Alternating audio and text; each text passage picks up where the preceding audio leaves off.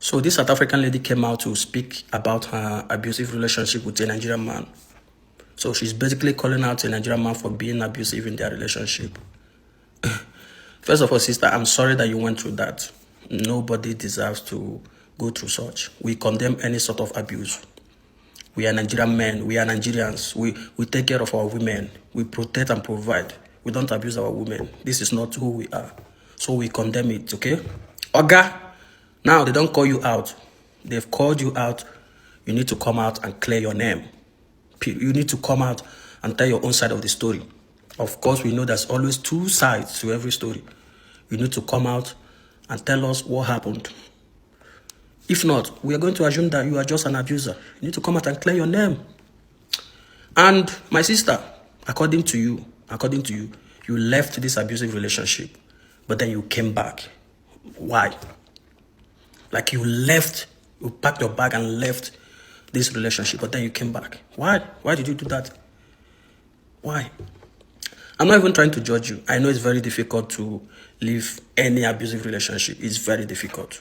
So I'm not trying to judge you, but that wasn't a wise decision. You should have just stayed. Shouldn't have come back. And now South Africans, most of them are celebrating, like they are making it a Nigerian thing now.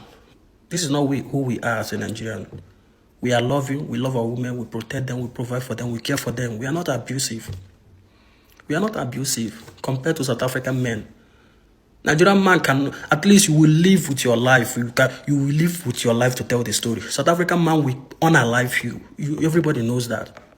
So why are you making it a Nigerian thing? Why are you happy? Why are you jubilating over another woman misery? Why? Oh, you say he's a Nigerian man. Okay. Oh, you are dating Nigerian man. Now you are. Why are you guys being happy? Why? What's wrong?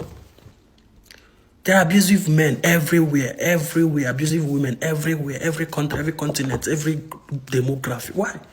Why are you making it a Nigerian thing? Why are you celebrating? My sister, I just hope you move on fast and heal from all this trauma. It is what it is, okay? Pick a better man the next time. Just choose a better man next time. That's all I can say. And Oga, come and clear your name. You need to come and clear your name. I'm going to be doing a video on a very sensitive topic. Someone sent me a video that Nigerians are being arrested unlawfully in South Africa. So this is an allegation against the South African government. But there's something I need you to understand about the judicial system of South Africa. In this country, never have I heard that somebody has been arrested without any shred of evidence. Before you can be arrested in South Africa, the court must grant the police officer a warrant of arrest. That is after an evidence must have been produced. An evidence that is linking the suspect to that crime in South Africa. Things are not done here the way it is done in Nigeria. Nigeria, you can bribe a policeman with 50 rand to go and get someone arrested. But in South Africa, it doesn't work like that. There must be an evidence that you have committed a crime, and after which a court will now issue the warrant of arrest against that person. So if a Nigerian has been arrested in South Africa, that means that an evidence linking him to that particular crime has been presented. So now how do this happen? Many arrests of Nigerians that have happened in South Africa has been linked to so many Nigerians. Nigerians, they have this habit of setting themselves up. We have heard cases where Nigerians will set their brothers up with cocaine. Get into your apartment, get into your car, plant cocaine there, and then call their police that is on their payroll, their police that is their friend, to come and get that person arrested. And then when you are caught with the evidence of drug in your car or in your house, you get arrested. And then one thing they don't know is that when this thing goes to court, now it will be in the public record that a Nigerian has been caught with drugs. And that's one thing you people don't know. It will be. So the more you keep setting yourself up, you are adding to the state against Nigerian. So that is what I want you to understand, that now the government of South Africa has nothing to do with anything called unlawful arrest. If there's any unlawful arrest against Nigerians, that thing is done by Nigerians. It is done by themselves. This is how they arrest themselves. They get themselves arrested. They set themselves up because of jealousy one thing or the other. Now you are telling me to talk about this topic. I'm talking about it right now. Every Nigerian that has been unlawfully arrested in this country, that arrest is linked to another Nigeria who is either jealous of the other person or who is either having one beef with the other person.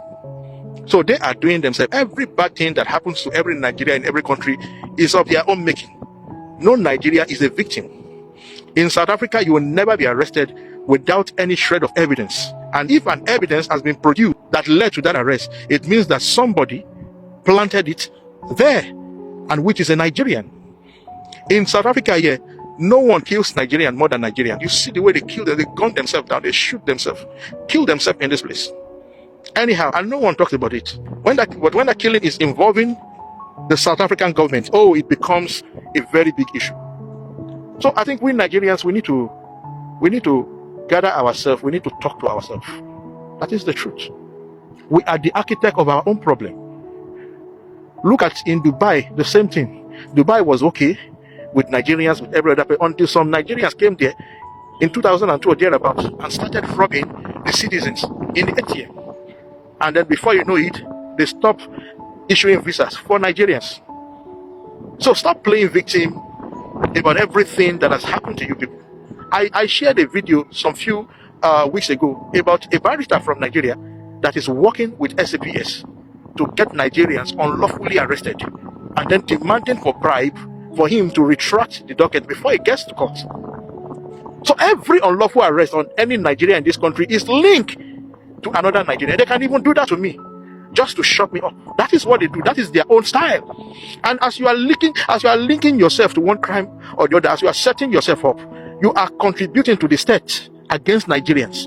You are contributing to the poor image of Nigerians all over the world. Because immediately you send someone to jail over a crime that he did not commit, because he's in Nigeria, it goes to public record.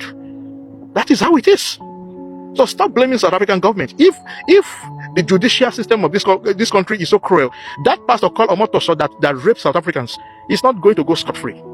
But that guy was released. Why? Because there was no enough evidence to substantiate that claim, that allegation. That was why he was released. He was released because the MPA, the National Prosecuting Authority, they failed to produce a tangible, substantial evidence that was linking the suspects to the crime. It's not like a crime was not committed. No, it's because there was no enough evidence. If that guy did that in the UK, he was not going to go scot-free. If it was in Dubai, he would have been dead. If it was in every other country in the world, he would have been gone for life. But because this country, their law, their justice system is very fair. So, South African government never arrested any Nigerian unlawfully. They never do that in this country.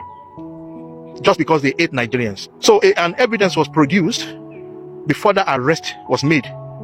So, the question now is, who produced the evidence? Was the evidence produced? Was the person a criminal? Was the evidence planted in that person's residence? And that is for us to answer, not the government. So that is the reason why every Nigerian, if you have any Nigerian as a friend in South Africa, you need to be very careful, because that's what they do to themselves. Someone is jealous of you, he will go to your property when you are not there, he will plant a crime there and then call the police to come and arrest you. That's what they are doing to themselves. If they don't kill themselves, they set themselves up for arrest. This has nothing to do with the South African government. This has everything to do with fellow Nigerians setting themselves up for arrest in South Africa.